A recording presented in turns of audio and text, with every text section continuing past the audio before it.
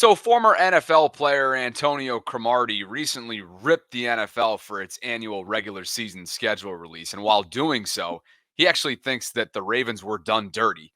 Now, I'm not so sure I agree, and I'm going to tell you why coming up in this episode, which is brought to you by Primary Residential Mortgage. And with that, welcome into the channel. I'm Bobby Trosset, and as always, this is where I bring you Baltimore sports and beyond. Before we dive into today's content, a message from PRMI who wants to know, are you considering buying a home this summer and planning your vacation at the same time? Summertime equals vacation time for a lot of us, so dive into your sunny escapes while the mortgage professionals at PRMI handle your mortgage needs.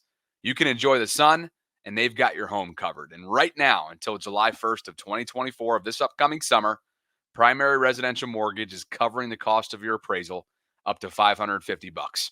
You can redeem that by applying through the PRMI Mid-Atlantic website. I have a link in the show notes. Just mention my name as you go throughout the process to get that claimed. Don't let the opportunity slip away. Take advantage of the summer season to turn your home ownership dreams into reality with Primary Residential Mortgage by your side. You can reach out to them today to get started. PRMI is an equal housing lender, NMLS 3094, and always, as usual, a huge special thank you to Primary Residential Mortgage for sponsoring the channel, believing in what I'm building here in Baltimore and beyond. We'll go beyond today because former NFL cornerback, multi-time Pro Bowler Antonio Cromartie had this to say on Twitter. The NFL did the Ravens dirty with weeks 15 through 17. So you all have them playing in 3 games in 10 days? How are we talking about safety for players? Wow. Okay. What's he referring to specifically? This stretch right here. We'll go big screen for it. Weeks 15 through 17 begins with an away trip at MetLife Stadium against the New York Giants on Sunday, December 15th. The following week is a Saturday game against the Pittsburgh Steelers at home, capped off by Christmas Day, as we all know, probably by now, down in Houston against the Texans on Wednesday, December 25th. So 3 games in 10 days, one of which is against a bitter division rival in the Pittsburgh Steelers. That's the tail end. If you had to have this kind of jumbled chunk of games, you'd obviously want it earlier on in the year. Health can always be a concern when it's a war of attrition. We know that is exactly what takes place in the NFL. But for the Ravens, it's at the tail end. And Antonio Cromartie is not the only one speaking out about it. Kyle Van Noy, Ravens outside linebacker. I'm still shocked NFL teams are scheduling 3 games in 10 days. Like what? The gif of a guy who's just in disbelief. Kyle Hamilton weighing in. 3 games in 10 days, let's get to it. With a photo of a Popeyes employee slumped on a bench, on a break, probably during a shift. So not coming out hard like Antonio did, who can easily do that since he's no longer a part of the league. But certainly it's pretty clear that the players aren't thrilled about this. Here's why, and again, I think they have every right to feel that way when you talk about recovery and treatment and everything that goes into the aftermath of what we all know is a car crash, especially for those in the trenches every single game at the National Football League level, right? But here's why it balances out. Okay, Brian Burke of ESPN, we've referenced this stat a couple times this week on the Vault if you've been watching. But he took a look at the best net rest differential dating all the way back to 2002 in the National Football League. And no team benefits from rest days versus opponents more so than the 2024 Ravens will on this list. Again, dating back all the way to the 2002 season. Okay, and here's why. Remember, not only do the Ravens play on a Thursday night to kick off the season, but they'll also play a Thursday night game at home against Cincinnati in November. So it's 2 Thursdays and a Wednesday. So while they're short weeks, One of them's not considered such because it's the first week of the year. Because of how unorthodox and unusual their schedule is this year, particularly with Christmas falling on a Wednesday, it actually all balances out. And look at the net rest differential. That's what we're looking at right now. Now, remember, if I go back to the schedule itself, week 15 through 17, look what comes right prior to that 3-week stretch, their bye week. And it's the latest that they've had in the history of the franchise, which ties the latest that it had back in the 2000 season, which was their Super Bowl campaign. And as Jamison Hensley notes, again, that's their latest in 24 years. Week 14, it's the maximum latest you could be in this upcoming season. Joining Denver, Houston, Indy, New England, and Washington, all in week 14. Okay. And then obviously we've covered the statistic that comes with how many Monday Night Football games they've had on the road over their existence. The last 20 years alone, 20 Monday Night Football games have been played outside of Baltimore. And that's tied with the New York Giants for the most in the NFL. But that's not what we're here to discuss. We're here to discuss why actually it all balances out to be fair for the Ravens. When you look at it from 1,000 feet up, which perhaps Antonio did, looking at 3 games in 10 days, and probably looking at it from a player perspective, I can see why that would be the gut reaction.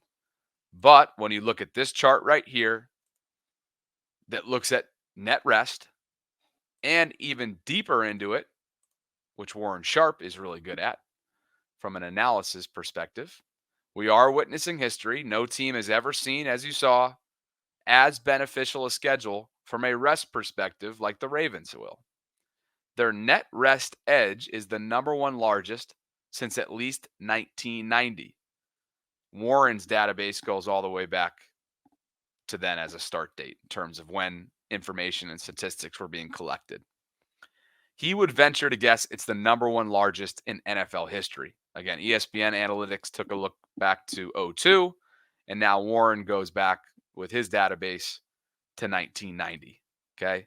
Here's more information, though. The Ravens are at plus 16, while the 49ers are at negative 21, minus 21. Okay. This is net rest. That's a 37-day swing in rest edge, well over a month. And for a sport with an entire season spanning just 4 months, we have a 37-day swing. It's monstrous, and it's the most in NFL history. Now, how is this calculated? For example, he was looking at a team that got 32 days of negative rest. Here are the types of components that go into it. And obviously, that's over a month, and the season lasts 4 months, regular season-wise. So this team plays 3 teams off of byes. So that equates to -7 in terms of rest. This team also plays 3 opponents off of mini byes. So like a Thursday night game. And then this team plays 2 teams with -1 day rest each. 8 games at a rest disadvantage. That's the most in NFL history, and it totals -32 days of rest disadvantage. Okay? So just to kind of give you some perspective on the way that this is looked at. I have one other here as well. And this is what we just looked at, right? With the Ravens being at plus 16.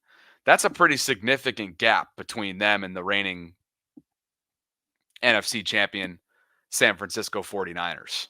A 37-day swing is legit. Why do I bring up this comparison? Because the Ravens don't have it all that bad. And I think when you look at it from a macro level and you look at the schedule itself and the tail end and that time of year, 3 days and 10 days, 3 games in 10 days is no joke. And I don't want to downplay that whatsoever. And I totally empathize with the players. Recovery is going to be it's going to be tricky within those 10 days. You know, especially when the middle game of those 3 is against Pittsburgh. We all know what Steeler games consist of when it comes to the Baltimore-Pittsburgh rivalry. But it does all balance out, and this isn't just unique to the Ravens this year, right? So that net rest, you just got to hope and pray as a fan that it'll come back to actually help out the Ravens overall throughout the course of a 17 game, 18 week NFL season. And if that's the case, who knows? Maybe that week 18 contest against the Cleveland Browns puts them in another position to rest more guys who need help. Although I think a lot of us feel a certain type of way about the rest strategy. We all remember what happened in 2019, and I know some of you out there still feel like that was an element that went into the loss this past year. Even though they didn't lose in the divisional round, but they certainly came out flat in the first half of that game against the Houston Texans. Let me know what you think in the comments section. Do you like the 3 games in a 10-day stretch? Do you think it's unfair? Do you think it balances out based on what you've seen and heard? Let me know. Appreciate you guys for dropping by the channel. As always, it's going to be a fun weekend in Baltimore with Preakness and the Orioles in town. So hope to see you guys out at the ballpark. Hope to see you guys out at Pimlico. Looking forward to it.